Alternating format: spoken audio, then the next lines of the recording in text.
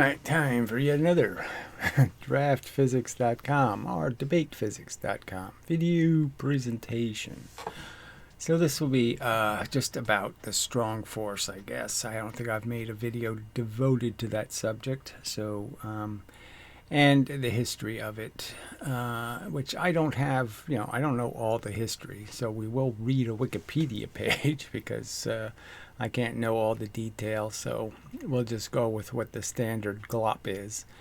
And but what I do know, okay, is I know what I was educated. The story was completely different in my childhood than the story is now. And an example of that story. Now, when I was a kid, I can't say they said neutrons were a proton and an electron. Can't say that I ever said that to me. But here's a video that does say exactly that. So I just for the cranks who say I'm making something up or it's insane or it's preposterous or any of this bullshit, I'm just going to play this clip of this video. So it's called Peaceful Uses of Nuclear Energy. Overall, I think it's a really good video, explaining some of the very early stages of nuclear power plants and linear accelerators and such. So it's got a lot of, it's an hour long. It's got a lot of good stuff in it. An hour, 40 minutes. It's very long. All right, anyway. Didn't seem that long. Wow, that's really, it's a long video. Anyway, so 1960s, I think, 61. I can't read it, the credits. Yeah, here we go. Atom pictured here is the simplest kind in existence, hydrogen. Its center or nucleus consists of a single proton positively charged. So now they also say that hydrogen is just a proton. So this is where I think they ought to have better terminology. So I think the periodic table needs a few more places in it where these are uniquely and distinctly different molecules, frankly. And they should acknowledge that. Its single orbit contains one negatively charged electron. An isotope of hydrogen is tritium. So obviously I don't think there's any of this circling stuff, okay? So all this spinning around stuff doesn't actually happen. And what prevents hydrogen from just becoming a neutron is the fact that the universe has a lot of noise in it. So everything gets jiggled around, and so two things that even though they're attracted to each other, they can't stay in contact with each other because they're constantly being jiggled out of position, which makes it impossible for that force that attracts them to be stable. And it's only when they get inside of a pressurized vessel like the sun or some other place where all of that noise just turns into very little jitters, very high speed jitters, let's just say. And so then they're able to combine into a neutron. So I would argue that the sun makes neutrons, generally speaking. Besides the proton in the nucleus of each tritium atom, there are two neutrons shown here as blue ovals. Each neutron may be thought of as consisting of a proton closely packed with an electron. Therefore, the net charge of a neutron is zero. There you go. So for all the cranks who say what I'm saying isn't true, or I made it up, or it can't be possible, they certainly believed it in 61. Okay, that it's perfectly reasonable to see a neutron in that way. So this whole invention of the strong force came later. And the idea here is just kind of, I would say they should have even this illustration is kind of silly in the sense they ought to know that, okay, I have a positive and a negative. Obviously, I could put another positive on the other side of that negative, and that should work. Okay, and that's what's called a deuteron, actually. And that's really the basis of everything, is this proton, electron, proton. That's what builds a nucleus. And that's what will end up with a 2-to-1 relationship between positive and negative charges in the nucleus, which means the nucleus will be decidedly positive, but it won't be, it's made out of a bunch of neutral stuff also. there's a lot of negative in the positive. It's not completely positive. It's just net positive.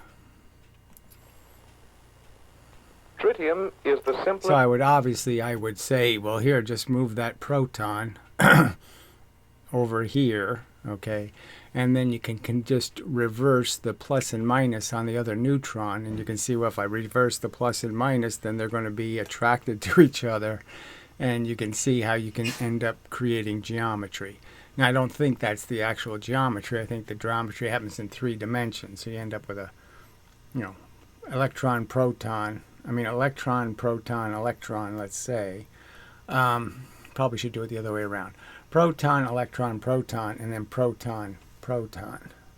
So, that relationship. And then to make a helium, you just add that other electron, which means you just stretch everything out. So now you have 4 protons making a box. And you have an electron above and an electron below. And that geometry works very well. Radioactive atom known today. Radioactivity is the property of. So tritium is, the most simplest radioactive element, but it's also hard to make. So, indicating that you do need energy to make it. That's why it's hard to make. Things that are hard to make are usually require energy to make, and that's why they're hard to make. The nucleus to change into the nucleus of a different element. For example, tritium changes to helium-3 by a process which begins with the loss of the electron from a neutron. Such an electron. So you can imagine that if I had a proton and a proton on either side, and I had an electron, and I actually kicked the electron out, that I would end up with a huge amount of energy between the 2 protons, pushing them apart, and just by charge alone. We know that they hate each other, blah, blah, blah, and they will be able to see each other and therefore be repelled by each other. So if you just thought of these as magnetic monopoles, that you could understand that I could take 2 south poles, okay, and if I want to get the 2 south poles close together, I can just stick a north pole between them, right? And so the 2 south poles are quite comfortable being very close because I have a north pole between them. And you can understand that if I could possibly kick this out, I end up with 2 positive charges way too close to each other, and they're going to fly apart really fast. So that's fission. Expelled from the nucleus is a beta particle. Beta radiation is a stream of such particles. Right, so this is sort of what they're saying. It's mostly this nucleus that's the key functioning element.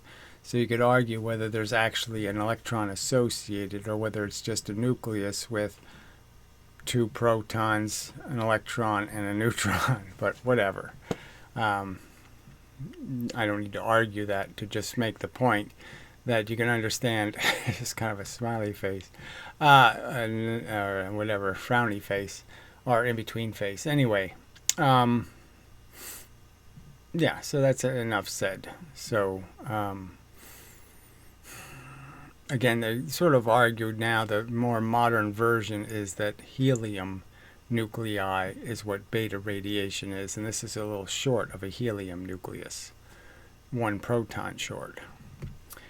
All right, so it sort of just establishes the fact that I didn't make anything up, and this is what physics kind of did think, and everything changed in the 70s is when they made up this whole different story.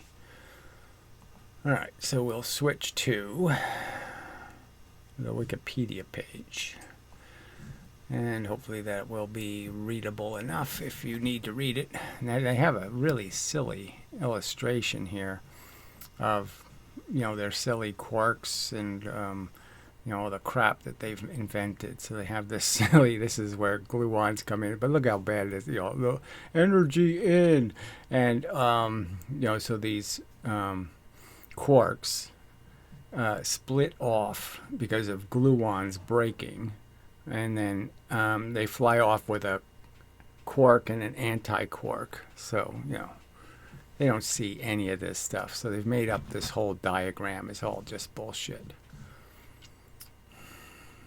I mean, it's all reasonably challenged as being a reasonable description of the reality. I suppose I can make that a little bigger, but whatever. So we'll just do the beginning part of this. All right, so in nuclear physics and particle physics, the strong interaction, okay, also called the strong force or the strong nuclear force, is fundamental interaction that confines quarks into protons, neutrons, and other hadron particles. So they've expanded it. It used to be just the strong force was responsible for pushing neutrons together. Now they're arguing it makes neutrons and protons. So it's, but they're also, again, they're still claiming this is some new force, that charge alone can't create enough energy to bring these protons together or to make them fly apart. And I'd argue that of course it is. There's enough energy and charge, especially when you do what I said, which is put a negative shiny electron between the two protons. They'll get very close to each other and create a circumstance where if that electron is removed, there'll be a lot of repulsion between the protons. The strong interaction also binds neutrons and protons, okay. So let's understand, they're saying that I need a special force for a proton to stick to a neutron. And I'd argue, obviously the neutron has an electron. The proton is going to want to stick to it. It's not really going to be hard to imagine that as being a possibility. All right, create atomic nuclei where it is called the nuclear force. So they just keep making up different versions of force, okay? And, well, the word interaction, you know. So in one sense it's a force, in another sense it's some sort of magical interaction. Most of the mass of a proton or neutron is the result of the strong interaction energy. So obviously all of what we consider mass has to be partly part of the particle itself, and then you're just talking about the forces that push it, you know, in terms of defining how much energy it has. So I'd say it's really wrong to say that the mass is a creation of the force, because the mass is something fundamental, and the fact is the force is going to push the mass. The individual quarks provide only 1% of the mass of a proton. So these quarks are just something they made up in the 70s. Murray Gell-Mann is the key physicist involved. And I would argue it is such a bizarrely strange theory. I don't know why anybody believed it. Feynman's a little bit involved in this also. The individual quarks provide only about 1% of the mass of a proton. So again, this idea, these quarks that they can never see because they don't exist outside of special circumstances. That is, some circumstance where they think they broke a proton, which I think is ridiculous. All right, anyway, at the range of 10 to the minus 15 meters, 1 femtometer, slightly more than the radius of a nucleon. Okay, so when they're closer, I mean, the radius, they say, of a nucleon? Yeah, radius, so half the diameter of a nucleus. Like they could actually see any of this. So we all know they don't see any of this. So this is all supposition. The strong force is approximately 100 times as strong as the electromagnetism. So again, says them. And 100 times isn't that much when you think about all these other numbers that are so crazy. So they're just making some claim that the inverse square law doesn't control charge, and I'd argue, yes, it does. And so all I have to do is make that distance, half of the radius, and I will multiply, okay, the force, I'll double it. All right, more than double, I'll quadruple it. 10 to the 6 times stronger is the weak interaction, whatever the hell that is. Frankly, that doesn't even have a definition anymore.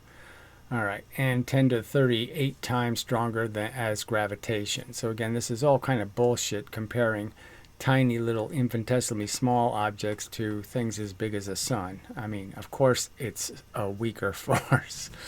I mean, it's just so ridiculous. In the context of atomic nuclei, the force binds protons and neutrons together.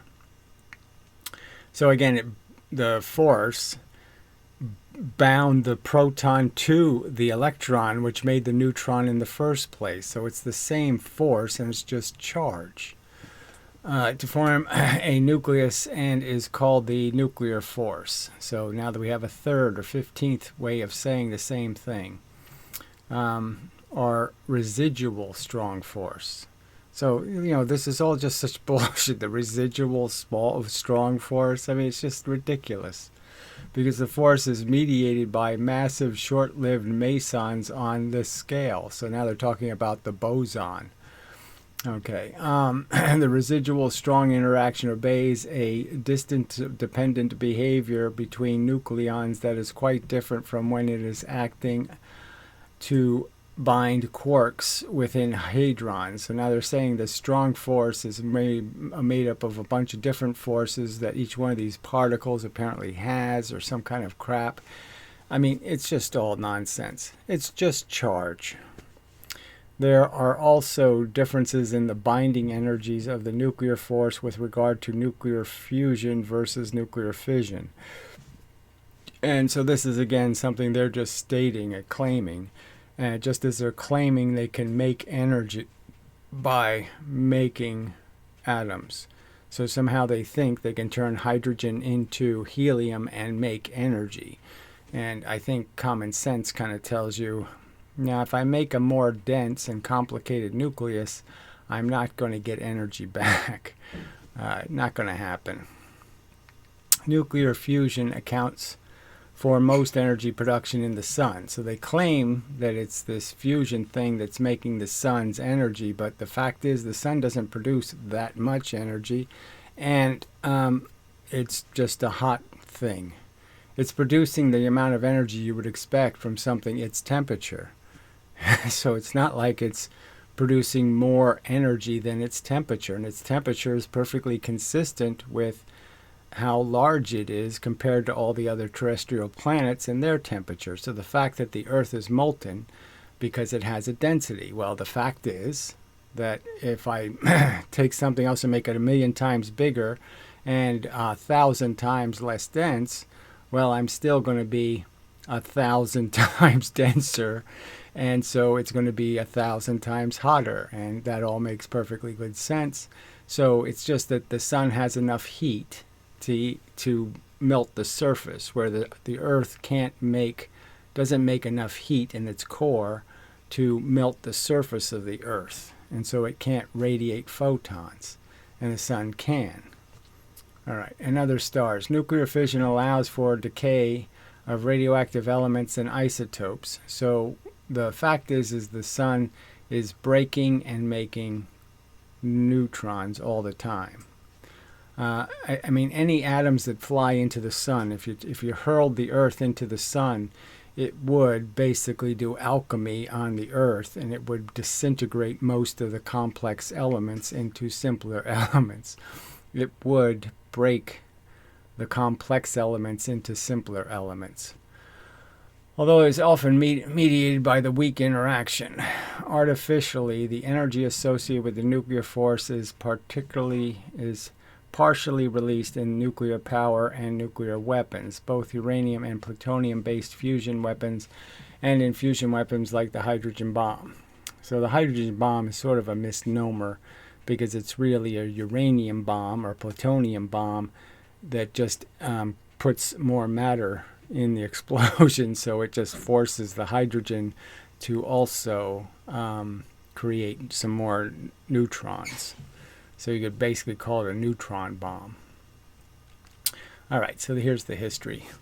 Before 1971, physicists were uncertain to how the atomic nucleus was bound together. So let's just understand. They're sitting where understanding the neutron as potentially an electron and a proton very close together, and it didn't occur to them that all they have to do is stick another proton on the other side of the electron, and they have created a balanced mechanism, something that is durable and makes perfectly good sense. Maxwell would say, yes, charges will do that. Charges will clump. Okay? All you have to do is alternate them, and you could pack them into a very small space as long as you alternate them. All right. It was known that the nucleus was composed of protons and neutrons. So again, if a neutron isn't quarks, but is simply just an electron and a proton, you can understand that it's not a feat to stick another proton. And that protons possess positive electric charge while neutrons are electrically neutral. Right, they're electrically neutral, but they're only neutral because they contain both charges. So they're not neutral. If you're looking at it one way, it's going to look positive. If you look at it from the other side, it's going to look negative, just like a magnet. By the understanding of physics at the time, so more bullshit rhetoric, right? Positive charges would repel one another. So we know that, yes, positive charges will repel, but a negative charge will attract. So we just use the negative charge to mitigate the collection of the protons. And the positive charge proton should cause the nucleus to fly apart. So obviously you could use magnets with north and south facing heads, and you could sit there and arrange them to be in a very tight clump by just arranging north, south, north, south, north, south, north, south, and the whole thing fits together quite nicely. So again, why this complex answer when that simple answer is sitting right in front of you? That's what my question would be. Why this complexity when a simple answer works fine? However, this was never observed.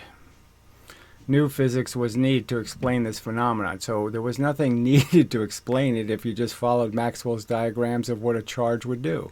So if you understood electrons were a negative charge and the proton was a positive charge, and you said they were the same size because they have the same magnetic profile, if you just declare them magnetic monopoles, problem solved. Okay.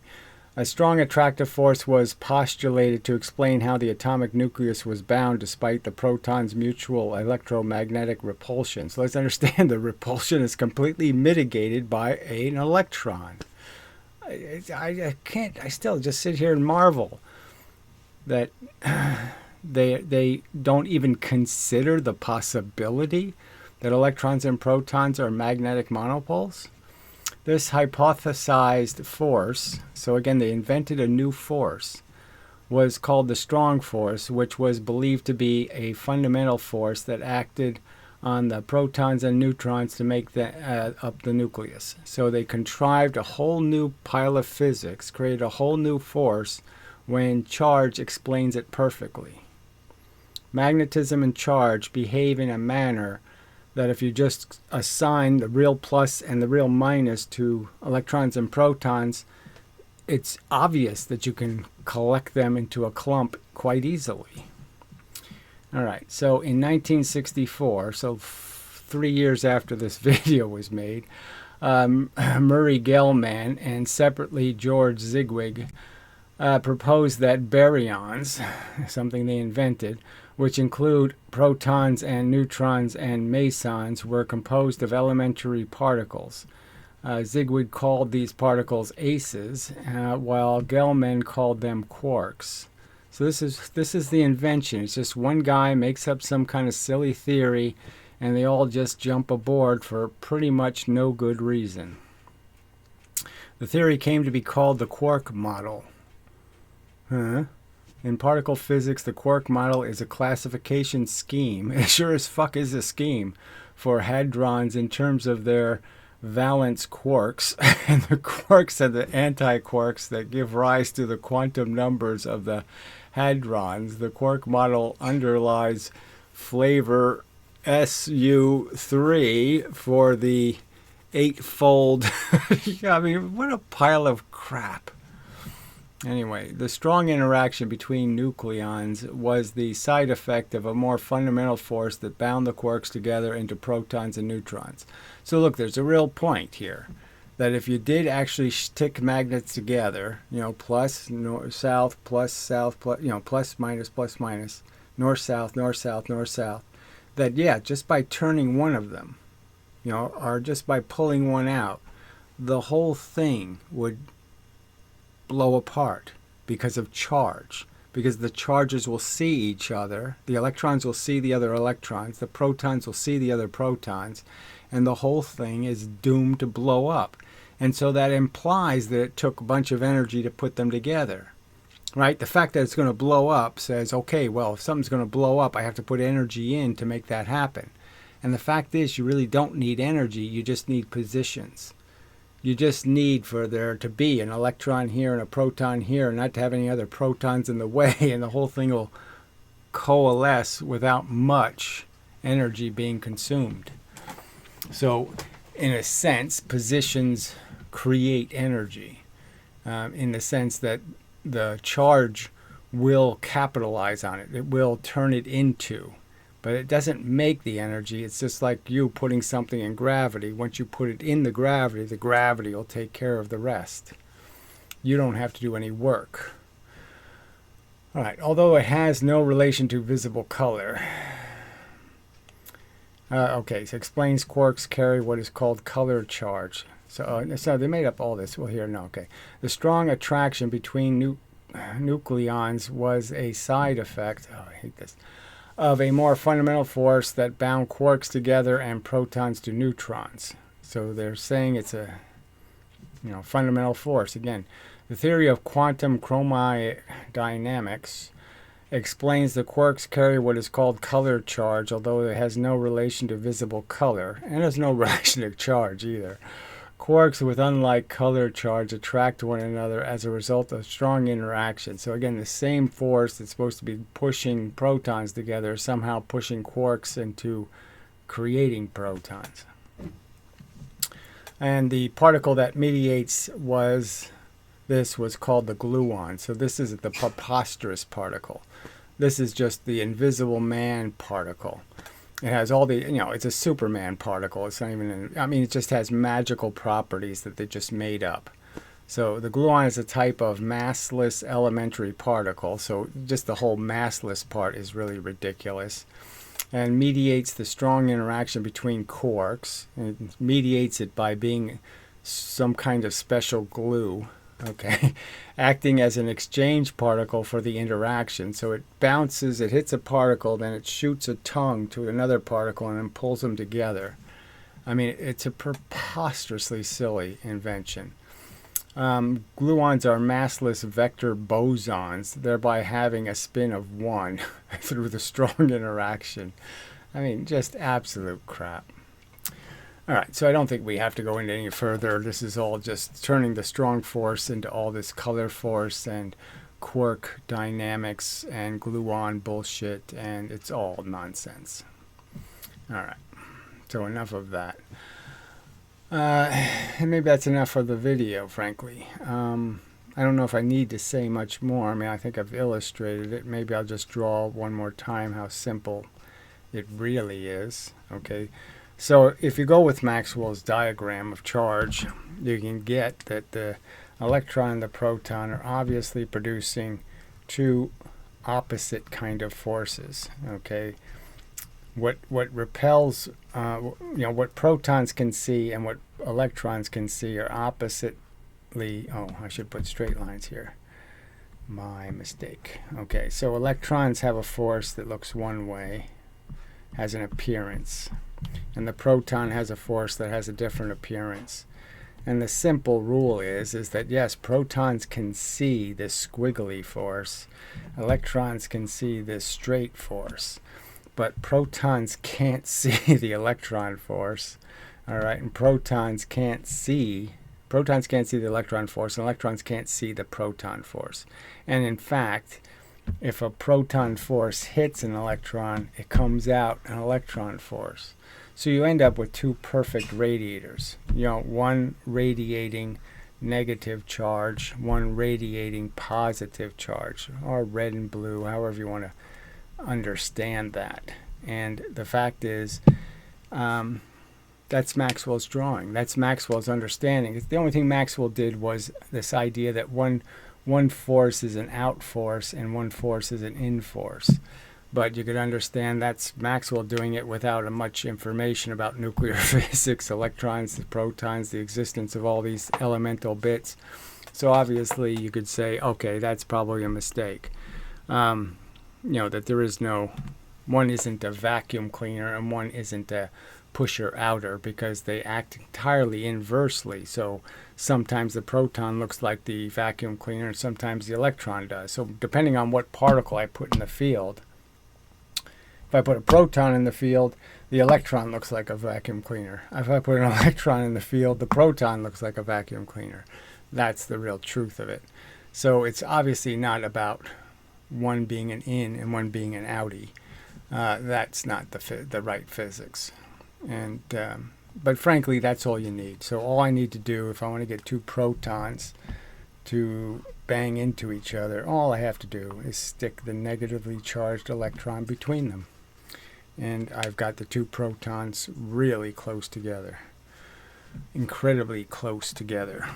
So close that if they were actually that close together, they would fly apart at an incredible speed because of this transfer of force. All the force that goes in this proton, all the electron force that goes in this way, turns into, all the proton force goes in this way.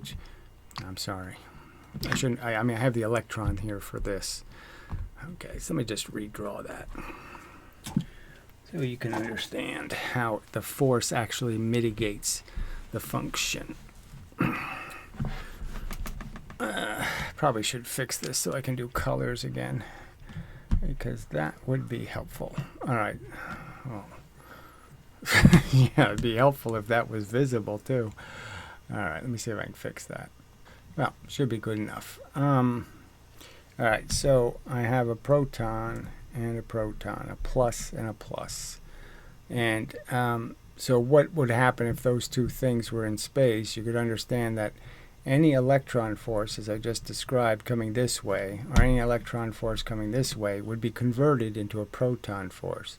Therefore, it would be throwing something the proton can see at the other proton, and vice versa.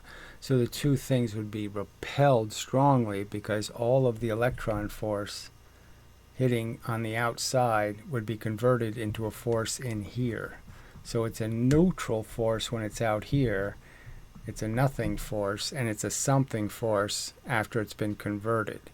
So you can understand it's going to be an intense amount of pressure. So it's not just about shadowing the proton force, which it also does. The proton force here hits the proton, and so there's no force here of proton force that can get in here. And so obviously all the proton force is going to be pushing them together, in the sense of there's going to be more on the outside than on the inside. But the electron force is going to be huge in terms of converting all into proton force and pushing them apart. And so if I want to fix that, I just put the electron in between, and you can understand that now when the electron force comes in, it gets converted into a proton force. Well, the proton force is invisible to the electron, and it comes out an electron force, and if it's going to be invisible to the proton, so it just comes out a proton force. Nothing moves. So there's no pressure between these objects when the electron is between the proton. And that's the simple explanation. So it's just, again, if you just thought of it as magnets and said, okay, this is a south pole, this is a north pole. So I had two north pole magnets sitting here, right? And I want to get those close together. I just stick a south pole, okay, in between them, and they'll fly right into each other. Magnetic monopoles would behave exactly like electric charges. So if you could make a magnetic monopole, it would have exactly the same function as an electron or a proton. They would behave to each other exactly the same. Fact.